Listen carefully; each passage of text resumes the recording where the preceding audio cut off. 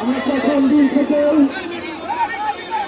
শিক্ষকরা যে ঐক্য দাবিতে এই শহীদ মিনারে অবস্থান নিয়েছে আমরা দেখেছি।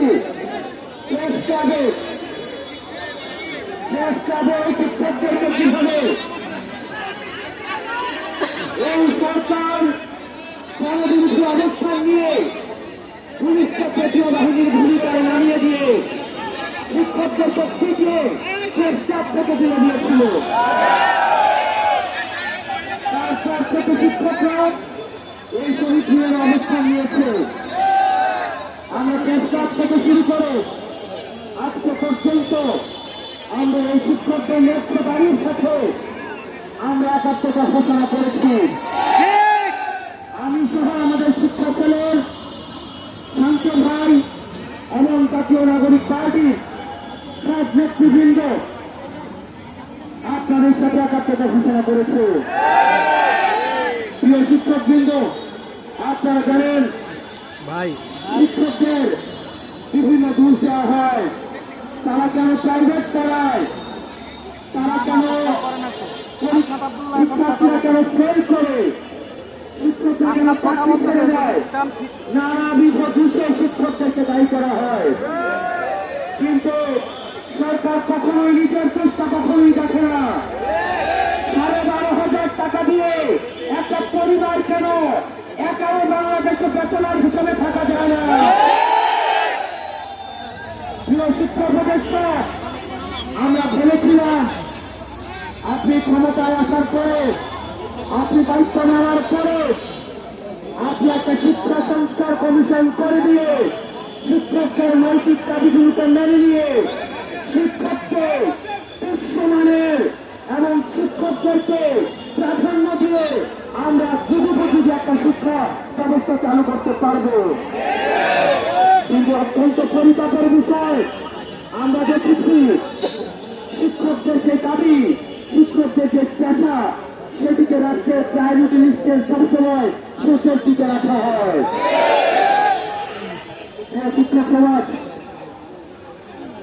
আমরা অনেককেই দেখেছি শিক্ষকতা পেশায় নিযুক্ত হয়েও এই শিক্ষকতা পেশা ছেড়ে দিয়ে নানাবিধ পেশায় চলে যেতেন। কেউ ব্যাংকের চাকরি পেলে ব্যাংকে চলে যায়, কেউ এনজিওতে চাকরি পেলে এনজিও চলে যায়, কেউ যদি নিজে ব্যবসাদার করতে পারে তারা শিক্ষকতা ছেড়ে দিয়ে নিজস্ব ব্যবসা করে তারা জীবন পরিচালিত করে। সেখানে কাজ করার কারিগর, চাকরি করার কারিগর শিক্ষকদের হওয়া উচিত। সবচেয়ে তাদের বেতন, সম্মান সবকিছুই রাষ্ট্রের সর্বোচ্চ হওয়া উচিত। সেখানে আমরা দেখলাম শিক্ষকদের বেতন মাত্র 12,500 টাকা।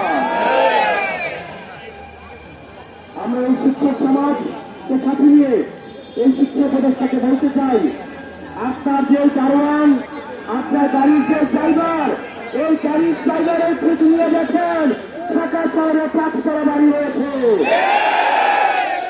আপনার যে বাসা যে রান্না করে যে বাবুর্চি, তাদের বেতন এই শিক্ষকদের বেতনের থেকেও বেশি। আপনি জাতিগড়ের কারিগরদেরকে আপনি দায়িত্ব দিয়েছেন প্রথম শ্রেণীর নাগরিক করার জন্য, কিন্তু এই জাতিগড়ের কারিগররা জীবনযাপন করে 4র্থ শ্রেণীর। চতুর্থ শ্রেণীর জীবনযাপন করে কেউ প্রথম শ্রেণীর নাগরিক বানাতে পারে না।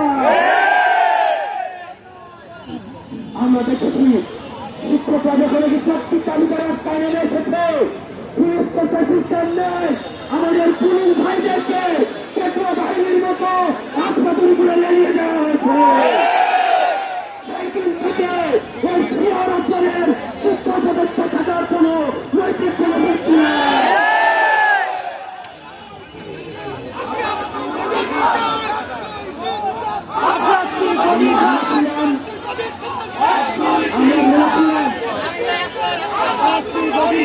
আমরা ভেবেছিলাম এই শিক্ষা উপদেষ্টা যেহেতু বিশ্ববিদ্যালয়ের শিক্ষক, এই শিক্ষকদের কষ্ট বুঝবেন, দুঃখ বুঝবেন, কিন্তু আমরা দেখলাম সনাতনী আমলাতান্ত্রিক মনোভাবনার মধ্যে রয়েছে।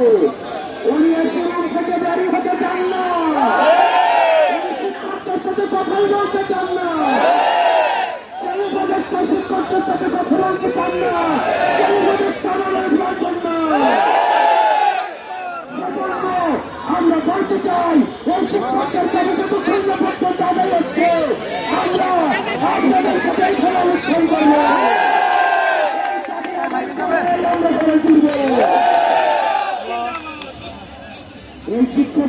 ছিলেন ভাই আমি তো লাইভ দিতে পারবো না, এই যে এই জায়গায় লাইভ দেওয়ার কোনো স্কোপ নাই। শিক্ষকদের বিষয়ে আমরা বলতে চাই, কথা বলতেছে হাসনাত আব্দুল্লাহ, এই শিক্ষকদের এক ক্ষুদ্র শরীর ফিড দেওয়া আছে, হাসনাত আব্দুল্লাহ কথা বলে। আপনারা তাদেরকে বেতন দিলেন না, আবার প্রাইভেট বন্ধ করবেন। আপনারা তাদেরকে বেতন দিলেন না, আবার প্রথম শ্রেণীর পেশাগত আপনারা